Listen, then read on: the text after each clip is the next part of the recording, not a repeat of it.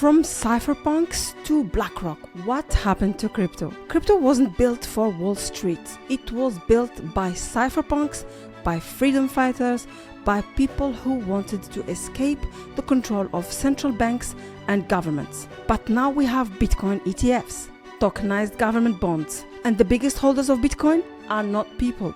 They are institutions like BlackRock and Fidelity. So what happened? Let's break it down.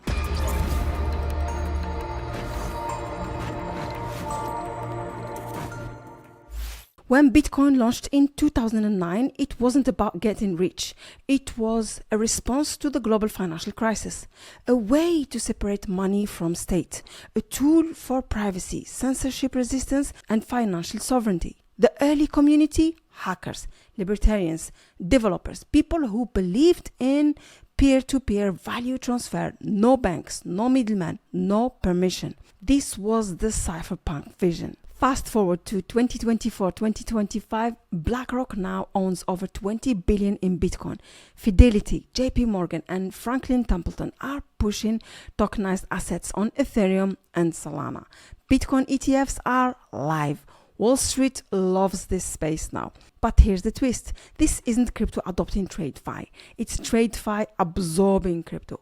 Yes, the price is pumping. Yes, more people are coming in. But ask yourself this, is this still the revolution we signed up for? Are we just repeating the old system on-chain? With this shift comes a cost. We are losing privacy. We are seeking more KYC, more surveillance, more regulations. DeFi protocols are being forced to whitelist users. And self-custody, it's being replaced by custodial ETFs and managed accounts. The dream of decentralized, open, permissionless financial system is being replaced by cleaner branding, easier app, and full compliance. But at what cost? Here's the truth. Crypto is at crossroad.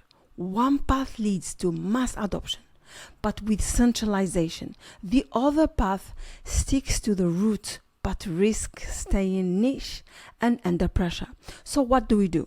We build, we educate, we support projects that defend the core value of crypto, like privacy, decentralization, and self-sovereignty. Because if we don't, we will wake up one day and realize we rebuilt the same system, just with fancier logos and blockchain's wrappers. So tell me, is this the future we wanted? Or have we traded the revolution for regulation? Drop your thoughts in the comment below. Smash that like button to help more people to see this. And if you believe crypto is more than profits, make sure to subscribe.